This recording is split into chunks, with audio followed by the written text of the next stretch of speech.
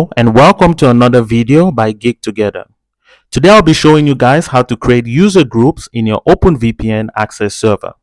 So in order for us to do this, you're going to head over to your OpenVPN access server admin URL, and once you're in there, you want to log in as your admin user. And once you're logged in as admin, you want to go over to the left hand side menu and you want to select the user management option, and then we're going to select group permissions.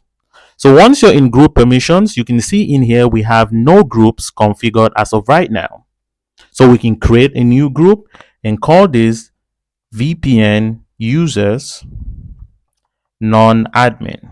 In OpenVPN, you can use groups to assign permissions rather than assign permissions to individuals themselves.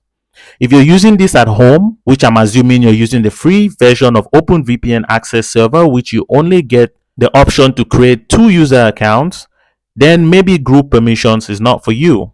If you're using this in your environment, maybe in your small business or in your business, and you have licenses and you have multiple users, it is easy to manage those user permissions by using groups. You can use groups to assign IP addresses to users in specific groups. You can assign permission using groups and so forth. So now that we've entered the name of our group, the next thing we can do is open up more settings.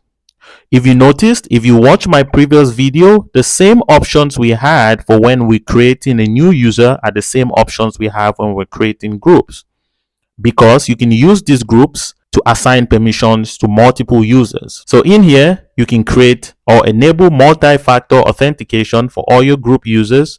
You can enable password change from the web portal. You can also enable password strength check-in, and you can assign IP addresses and access control and even scripts. So we can use the scripting option to create scripts that will run on the user's machine once they authenticate on the VPN. This way, you can set options such as when the user first logs on, it displays an acceptable use policy or a privacy policy, or maybe mount a share on their laptop or machine automatically. So once we're done setting all of that up, we're going to save the settings.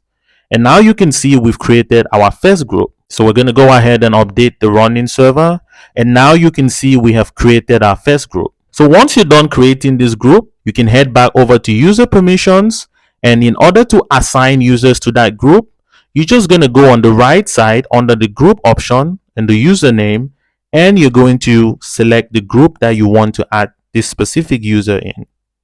Once you have that complete, you're going to save the settings, update the running server, and now your user has been added to that group. So whichever permissions or settings you have set for that group is going to apply to that specific user. Thank you for watching. If you liked the video, please hit the like button. Please do not forget to subscribe to the channel.